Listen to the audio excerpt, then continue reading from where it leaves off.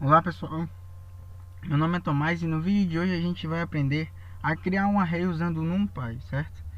Então, vamos começar aqui da forma fácil. Vamos criar esse vetor aqui, 5, e vamos chamar a seguinte função. Não, primeiro vamos associar esse vetor a uma variável A, certo? Então a gente tem que A, ele é o nosso vetor 1, 2, 3, 4, 5, certo? Agora vamos fazer o import da biblioteca NumPy snp, certo? E agora vamos pegar a seguinte função, vamos chamar np.array, ok?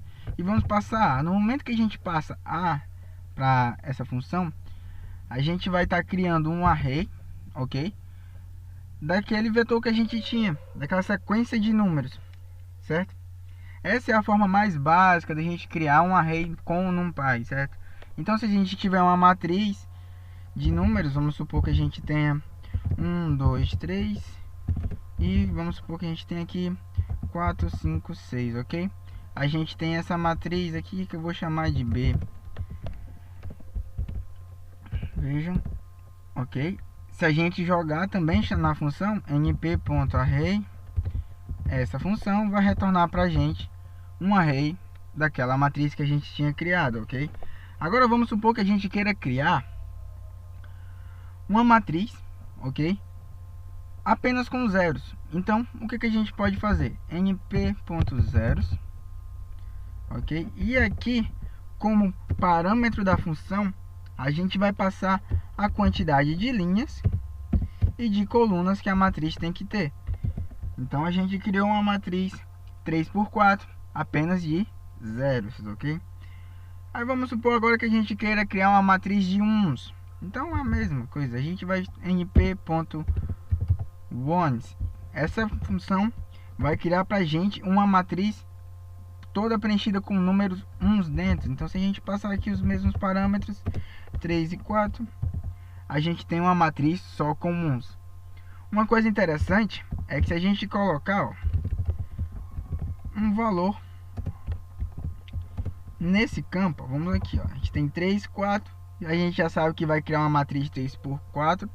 Se a gente passar um parâmetro 2 aqui no começo, ok? Isso vai definir para a função que a gente vai querer dois vetores, no caso dois arrays, apenas com uns. Então, no momento que a gente cria, a gente tem duas matrizes de 3 linhas e 4 colunas, ok? Uma outra função que a gente pode usar também é essa aqui, ó, np.empty, ok? Empty.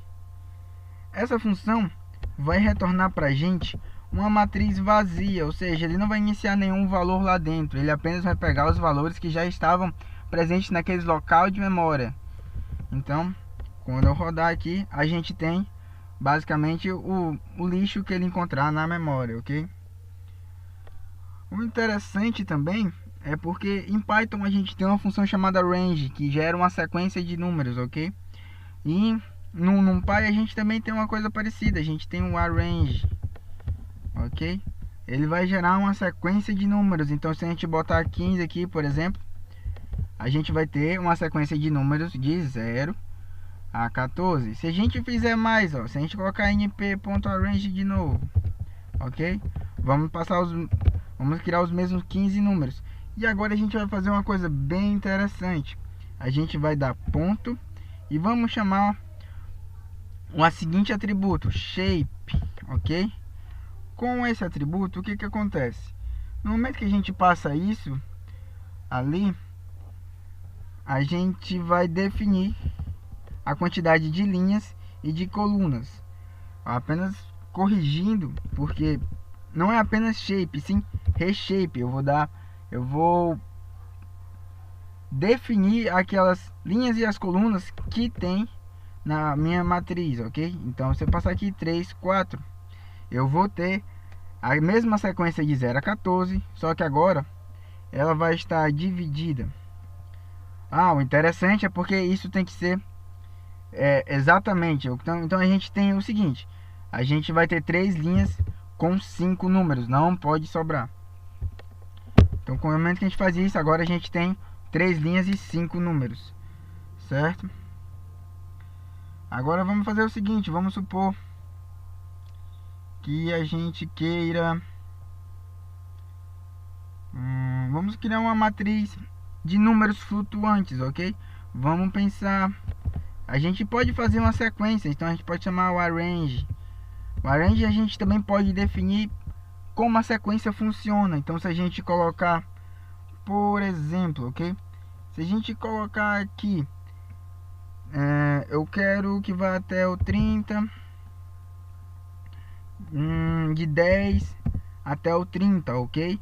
Ele vai gerar uma sequência de 10 a 30 pra gente. Agora eu quero mais, eu quero que essa sequência de 10 a 30 seja de 5 em 5 números. Então eu coloco um 5 no final, eu tenho essa sequência de 5 em 5 números, ok? Isso também vale para números flutuantes. Então se a gente fizer np.arrange aqui e colocar de 0 a 2, por exemplo, certo? Em 0.3 números cada, certo? Então a gente tem essa sequência. O interessante é que quando a gente faz isso, a gente não consegue prever a quantidade de números que vai ser gerada, certo? O correto é a gente usar a seguinte função, np.linscape, ok? Linspace, ok? O que essa função define? A gente vai fazer a mesma sequência, ok? De 0 a 2. Só que eu quero definir o seguinte, eu só quero 9 números.